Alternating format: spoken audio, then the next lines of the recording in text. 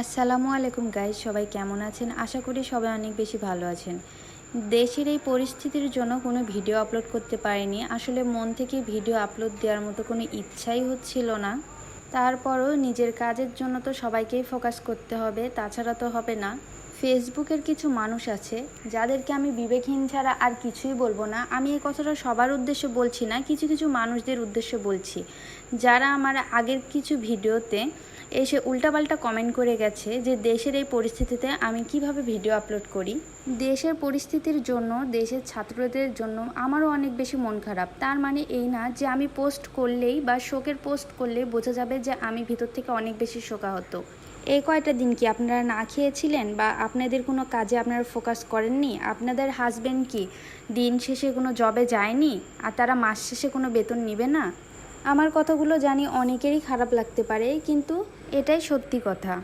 আমার মনে হাজার কষ্ট বা সুখ থাকলেও আমি কখনোই শো অফ করি না। আর এটা যারা আমার অনেক ক্লোজ ফ্রেন্ড বা আমার ফ্যামিলির কেউ, তারাই জানে। আপনি নিজে পোস্ট করছেন, করেন, আপনি নিজের ভিতর থেকে অনেক বেশি কষ্ট পাচ্ছেন, সেটাও মেনে নিলাম।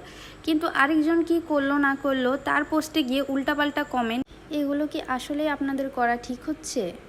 আল্লাহর কাছে দোয়া করি দেশের পরিস্থিতি যেন খুব তাড়াতাড়ি স্বাভাবিক হয় আর ছাত্ররা যেন খুব তাড়াতাড়ি বিজয় উল্লাস পালন করতে পারে।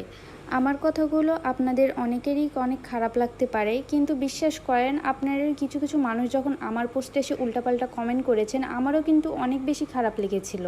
এবং ম্যাক্সিমাম আমরা যারা ছোট ছোট কন্টেন্ট ক্রিয়েটর আছি, তাদের বেশিরভাগই দেখি যে এই ধরনের কমেন্টের শিকার হয়েছে।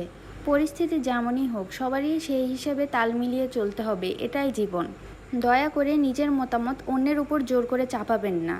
আমি এখানে ভুল কিছু বলে থাকলে আমাকে ক্ষমার দৃষ্টিতে দেখবেন। আর আজকে আমি যে রেসিপিটা দেখলাম, এটা হলো সেই ভাইরাল ডিমের রেসিপি। আমি মনে হয় একমাত্র মানুষ যে এই ডিমের রেসিপিটা ট্রাই করেছিলাম না। এই ভাইরাল ডিমের রেসিপি যারা যারা করেছে তারা অনেক সুন্দর সুন্দর রিভিউ দিয়েছিল যে এটা নাকি খেতে অনেক বেশি টেস্ট। এটা আসলে অনেক বেশি টেস্ট। ডিমের মধ্যে এইভাবে পেঁয়াজ কুচি, শুকনো মরিচ, বিট লবণ, তেল এর মধ্যে কিন্তু অবশ্যই দিতে হবে, তাহলে এর আসল টেস্টটা পাওয়া যাবে।